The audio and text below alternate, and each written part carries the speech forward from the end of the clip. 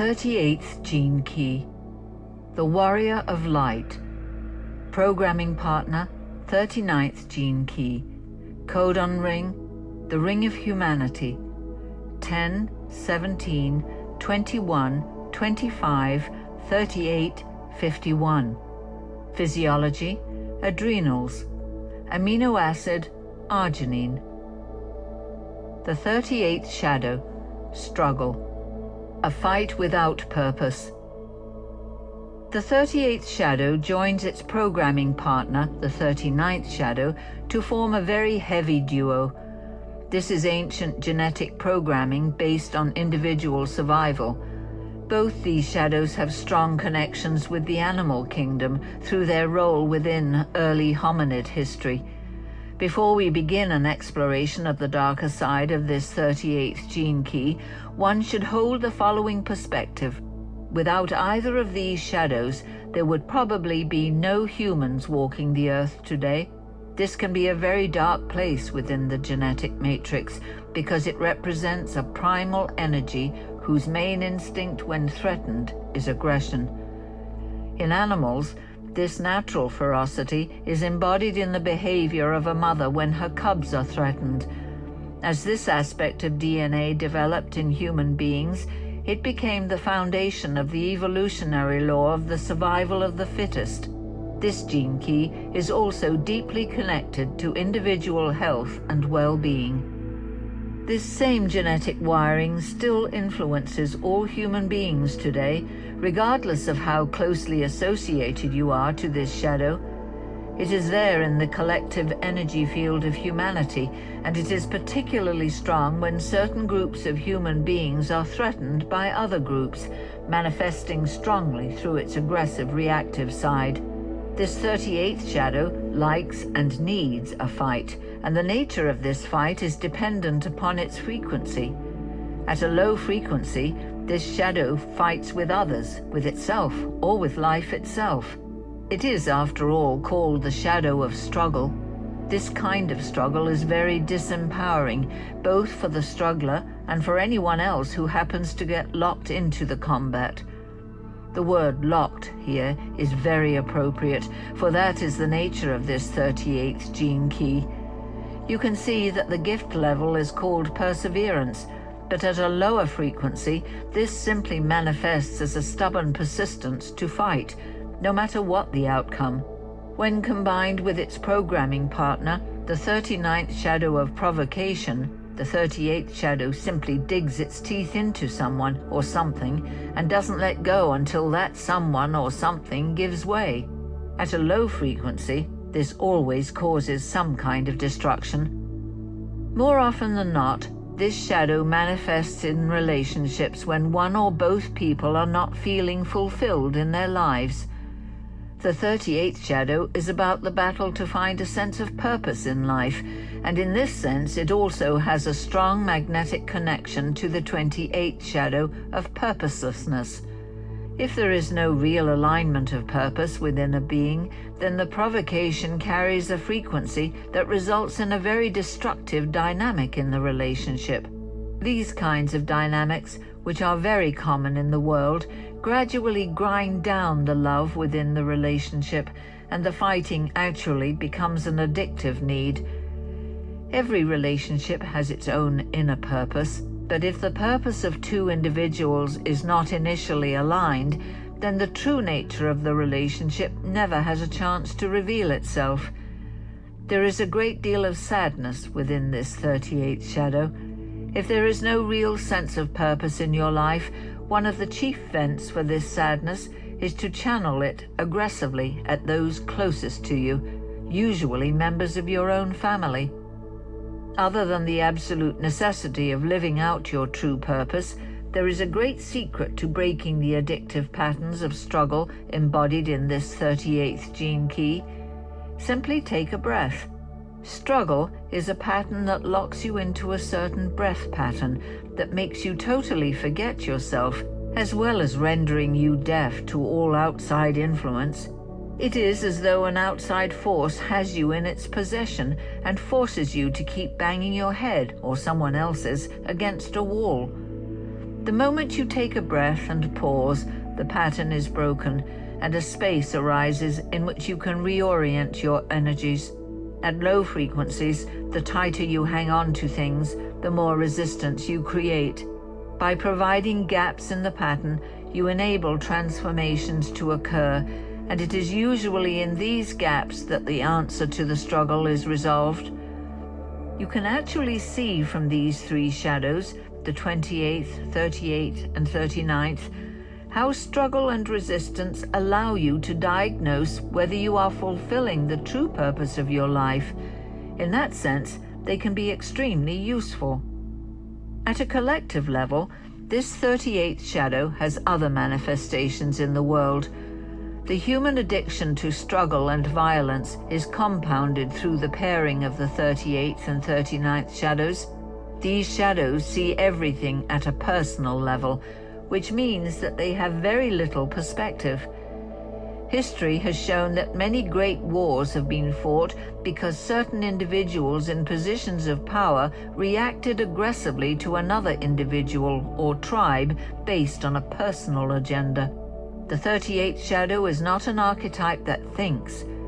If it feels in any way threatened, it reacts in an extremely aggressive manner without consideration of who might be hurt.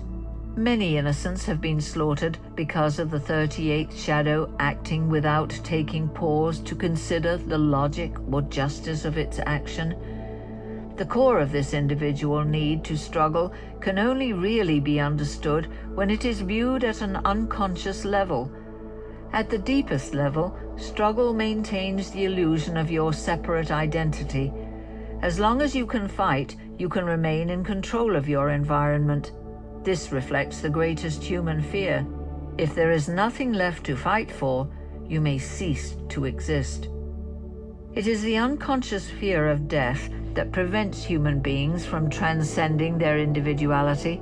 The 38th gift invites you to transcend your separateness through your individuality by means of serving a goal beyond yourself.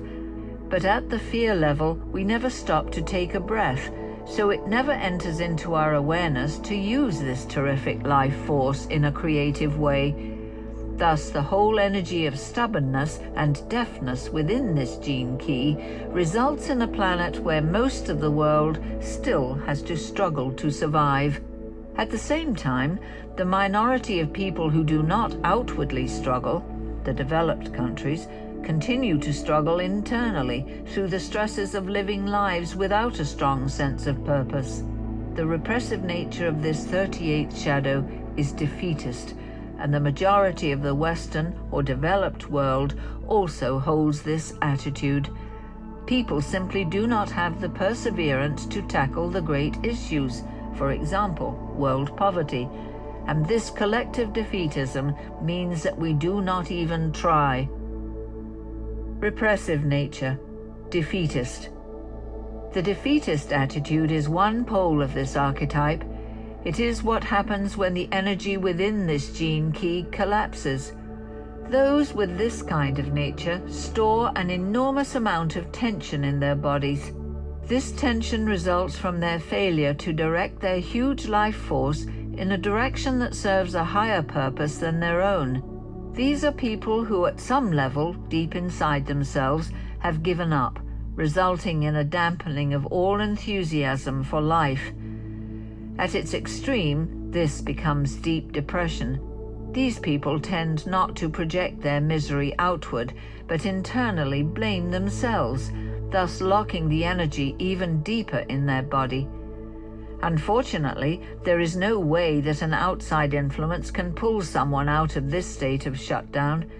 It takes a huge inner motivation within the individual to lift free of their own inner demons. However, once they find a cause worth fighting for, suddenly all that latent energy is released into the world and the tension leaves their being. Reactive nature, aggressive. Just as the repressive nature lacks the stomach for a fight, so the reactive nature cannot help fighting, yet always ends up fighting the wrong things and the wrong people. The reactive nature is about projection. These are people who project all their anger and aggression onto others. They are the people who embody the very definition of struggle, to fight for no purpose. Having no sense of purpose, they are constantly locked in combat with other people in order to release the pent-up tension in their bodies. They actually become addicted to fighting as a means to discharge this tension they feel inside. Obviously, these people do not have successful and loving relationships. They can be tyrannical and controlling. If, on the other hand, they are able to channel this aggression into some kind of higher purpose, then they immediately drop their aggressiveness and transform the shadow into the gift of perseverance.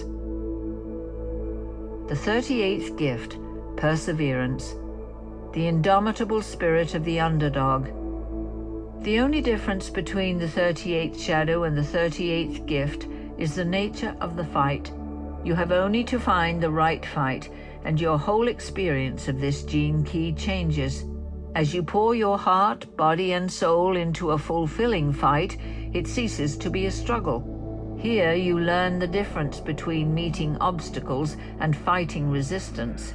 Resistance is what occurs when you are pushing against the universal flow and is a hallmark of all the shadow states. Obstacles, however, are natural to the rhythm of life. Obstacles test your commitment and surrender, allowing you to forge new skills and hone your excellence. Obstacles are always gifts in disguise. The 38th gift is designed for obstacles. In fact, it loves them. If you are someone with the 38th gift in your genetic profile, every obstacle is a wonderful and vital opportunity to feel more alive and to fulfill your higher destiny. The 38th gift is the gift of perseverance. This is a gift that really thrives when you are up against the odds. People with this gift make the impossible look effortless, even whilst exerting themselves fully. These people are extremely active and physical. They have a genetic need to push their bodies and love being right in the thick of the action. As we saw with the 38th shadow, this is not a thinking archetype. These are people of action. The only trick for them is to know when to act and when not to act, and this is where the gift of perseverance comes into play. It knows when to hold its energy back.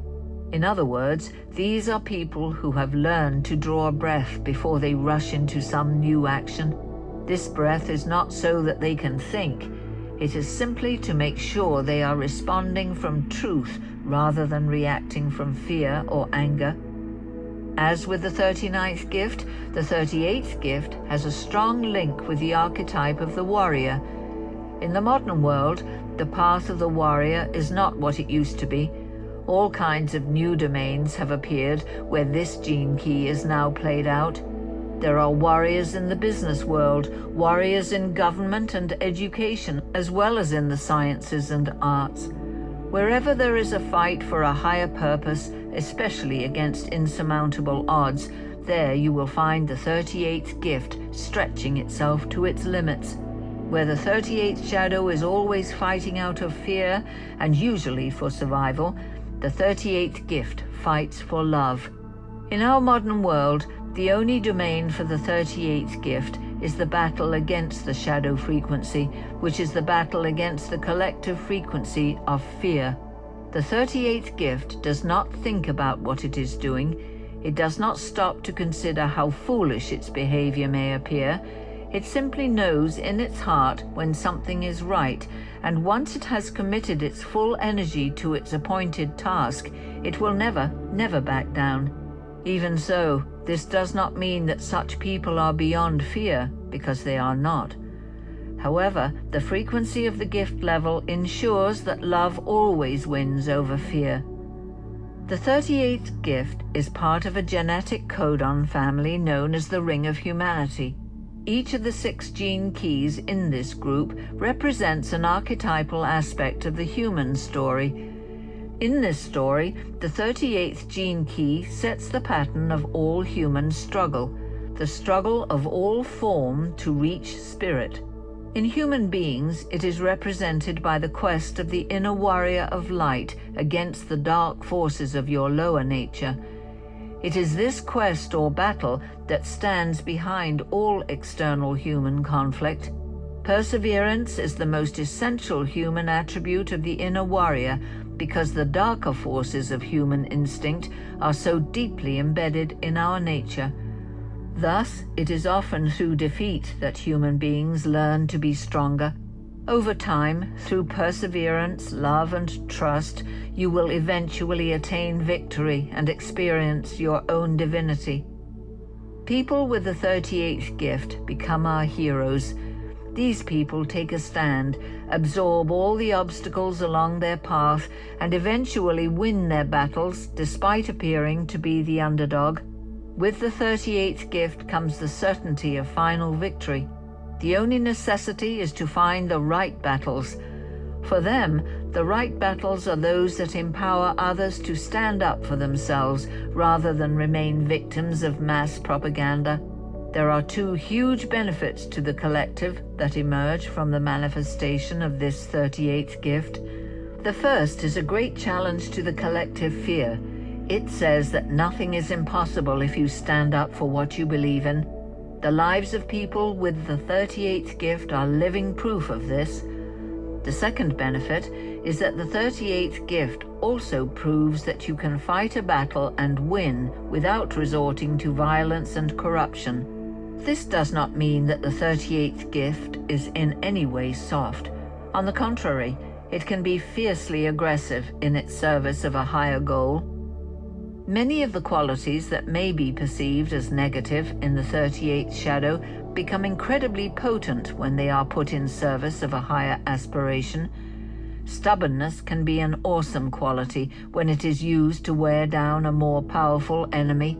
Aggression can be channeled into an appropriate force or used as a specific tactic at specific times. Even deafness can be wonderful when you need to edit out the negative propaganda of others. All of these qualities are fused together into this single word, perseverance. What's more, a further aspect comes into play at the gift level that is lacking at the shadow level: thrill. The experience of fighting a battle against the odds, but for a higher purpose, fills you with an indomitable spirit that feeds on itself and becomes stronger and stronger. At a certain level, this spirit enters into the realm of an extremely pure frequency, one that gives its name to the 38th Siddhi, the realm of honor. The 38th Siddhi, honor. Greater love hath no man. Honor is a dynamic, living energy field in itself. It is the Siddhi that dawns when the warrior archetype reaches its ultimate potential. Honor is the energy field of every single human being when they are living their individual truth. In this sense, honor is something of a paradox. Even though it seems to be the peak of human individuality, it also binds all human beings together at the level of the higher self. In the field of honor, all human beings become one. This is the true meaning of the highest warrior code. Honor turns combat into a dance. It is the swordplay of love itself. With honor, death is transcended and any human action can become immortalized. Even the act of killing another can become honorable if it is performed from within the energy field of true honor. In such extreme cases, the one who is killed must always give permission to the conqueror in order for the true contract of honor to unite them. What then constitutes an act of honor? Honor is rooted in a love so pure that it sacrifices itself without a thought to serve a higher aspiration. Every act of honor carries an equalizing force into the world rather than a divisive force. This is how you can tell whether it is true or not. If the act brings people together into the high-frequency field, it is an act of honor. Honor always carries the frequency of mercy and surrender within it. Many appalling acts are committed in the name of honor.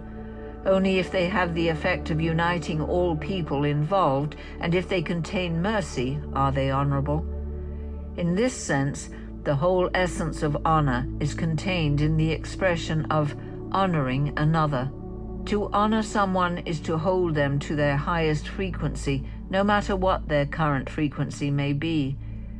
Thus, a person manifesting honor may be subjected to all manner of victimization at the hands of dishonorable people, but he or she will still never sink to their level. On the contrary, he or she will continue to honor them and hold them in the highest regard. The city of honor carries a certain type of mythology within it. We need to remember the journey consciousness takes through this gene key, from struggle to perseverance to honor. The final accolade of honor represents a complete transcendence of all struggle, but at the same time, it still speaks the language of battle. This means that the 38th city retains a deep mythic connection to struggle, aggression, and all the darkest sides of human nature. People in whom this city manifests are the highest form of warrior. They become our holy warriors, those people who cannot be tarnished by the world and who surmount the most awesome of obstacles. The 38th gene key, as we have repeatedly seen, loves a fight. These people have raised the frequency of that fight to a dance, to sacred theater, and upon that stage they play their role with utter surrender. When the Siddhic state occurs within a human being, that being loses all sense of a separate self. In many ways, they are simply shells through which their genetics continue to function. You might call them empty, or more accurately, you may say they were filled with the essence of life itself, or divinity. Every Siddhic state carries such a powerful vibration that it either strikes fear in someone's heart or it inspires that one to greatness. Either way, honor always reveals a person's true nature. The 38th city is closely allied to the theme of death. Honor and death have always been closely associated. This is because the ultimate honor is to give your life for the sake of others. As Christ himself spoke, "Greater love hath no man than this, that a man lay down his life for his friends." In our ancestral past, this city has long been deeply associated with conflict and war. However, at the Siddhic level, this association is symbolic rather than literal, for the 38th city fights to bring an end to all human conflict. At times, it may enter into human conflict and sacrifice itself to bring about that end. Nonetheless, in truth, this city, like all other cities, is based upon the utter respect for all sentient life. The ultimate fight, then, is the fight against fear. This has been symbolized forever by the forces of light fighting against the forces of darkness. As the true warrior of light, the 38th city does not fight the lower nature. Rather, it absorbs the forces of darkness deep inside itself through its actions, and in doing so shines out with immense purity in the world. Honor is not about winning or losing. In a sense, the role of honor is to make a mockery of the entire concept of winning and losing. More often than not, honor is embodied when a stronger force deliberately surrenders to a weaker force. In other words, the being of light surrenders itself into the powers of darkness. This reversal of the human norm tends to highlight the futility of all human conflict and often results in the weaker force being transformed or converted. Such is the paradoxical power of an act of true honor. It always turns surrender into victory. This surrender is symbolized by death itself, since any true surrender signifies death to the separate self. After death, the honorable act only grows more and more in power until it becomes mythic. One of the most obvious examples of this is the surrender of Christ on the cross. Whenever a city dawns in a human being, its programming partner is also activated simultaneously. Thus, With the 38th Siddhi, we also see the 39th Siddhi of liberation manifesting. This shows the true nature of honor, to unleash a chain reaction resulting in a stream of dynamic, liberating energy lasting for generations and generations. At the shadow level, we also see how the 38th gene key is connected to the 28th gene key through our genetics. Thus, we can see the interlinking of the themes of honor and immortality, the 28th Siddhi. Every true act of honor endures forever. People never forget the truly great lives, and as their stories are told and retold down the ages, the Siddhic energy of the original being simply continues inspiring and liberating others. This is because the highest potential within every human being resonates to the field of honor.